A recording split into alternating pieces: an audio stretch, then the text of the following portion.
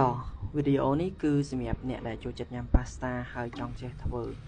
pasta មួយមុខនេះមានឈ្មោះថា Aglio Olio e Pepe Rossino Garlic Oil ជាមួយនឹង Mate ហើយ recipe វាសាមញ្ញប៉ុន្តែរសជាតិគឺឆ្ងាញ់ខ្លាំងមែនទែនអញ្ចឹងខ្ញុំចាប់ផ្ដើមជាមួយនឹង parsley ហើយ chop garlic ជាមួយនឹង Mate អញ្ចឹង ingredient ខ្ញុំនឹងរៀបរាប់ប្រាប់អ្នកនរគ្នាគឺវាស្រួលខ្លាំងមែនទែនគឺមាន garlic ហើយ parsley អ្នកនរគ្នាឆប់ដូចខ្ញុំមកជាមួយនឹងម្ទេសក្រៀមហើយក្នុងការជ្រើសរើស oil អ្នកនរគ្នាត្រូវរើសextra virgin olive oil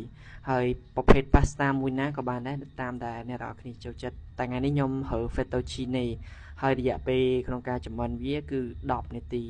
ហើយអ្នកនរគ្នានឹងចាប់ផ្ដើមជាមួយខ្ញុំដំបូងគេគឺត្រូវឆា garlic ម្ទេស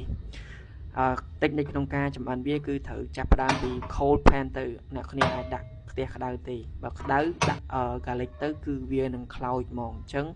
garlic គឺអ្វីដែលយើងចង់បាននោះគឺវា soft ពេលដែលយើងញ៉ាំទៅវាមែលក្នុងមាត់ណាហើយមានខ្ញុំបន្ថែមម្ទេសហុយដើម្បីបន្ថែមរសជាតិយើងមួយបែបដែរអញ្ចឹងអ្នកនរគ្នាត្រូវឆាវា slowly រហូតដល់ garlic នឹងរៀងឡើងក្លិនយើងចាក់ទឹកក្តៅចូលបន្ទាប់មកបានយើងដាក់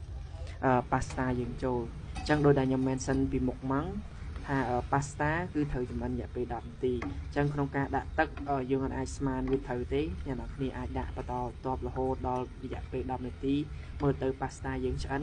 ឬក៏អ្នកនរគ្នាយកបែប al dente អញ្ចឹងមានន័យថាសុកឈប់ដូច pasta អ៊ីតាលីហ្មងអញ្ចឹងអ្នកគ្នាអាចធ្វើតាមខ្ញុំបានការធ្វើរបៀបនេះធ្វើឲ្យsauceយើងវាខាប់ហើយរសជាតិ pasta គឺវាឆ្ងាញ់ខ្លាំងមែនតើអ្នកនរគ្នាអញ្ចឹងចុងបញ្ចប់គឺយើងដាក់ parsley ចូល parsley ហ្នឹងគឺវាជួយបន្ថែមរសជាតិ pasta យើងនឹងឲ្យកាន់តែឆ្ងាញ់ហើយវាជាប្រភេទ herb របស់ western food ដែរអញ្ចឹងដោយដែលអ្នកគ្នាធ្វើឃើញsauce របស់ខ្ញុំវាឡើងខាប់ល្អពេលយើងកន្លោះទៅឬសូពួកអ៊ីតាលីគេហៅថា sound of love អញ្ចឹងមើលទៅវាឆ្ងាញ់ខ្លាំងមែនទែនអញ្ចឹងបើសិនជាអ្នកចង់ធ្វើតាមខ្ញុំនឹងទៅស្រួលទេអញ្ចឹងសម្រាប់អ្នកដែលចូលចិត្តញ៉ាំ pasta ហើយចង់ឲ្យខ្ញុំធ្វើ pasta រសជាតិផ្សេងអ្នកគ្នាអាច comment នៅខាងក្រោមខ្ញុំនឹងព្យាយាមធ្វើទៅតាមការចង់បានរបស់អ្នកគ្នាក៏ដូចជាឲ្យអ្នកគ្នាចេះក្នុងការធ្វើ pasta នឹងឲ្យកាន់តែមានរសជាតិឆ្ងាញ់ព្រោះអីបើយើងទៅទិញនៅក្នុងហាងគេគឺវាថ្លៃអញ្ចឹងបើយើងចេះធ្វើខ្លួនឯង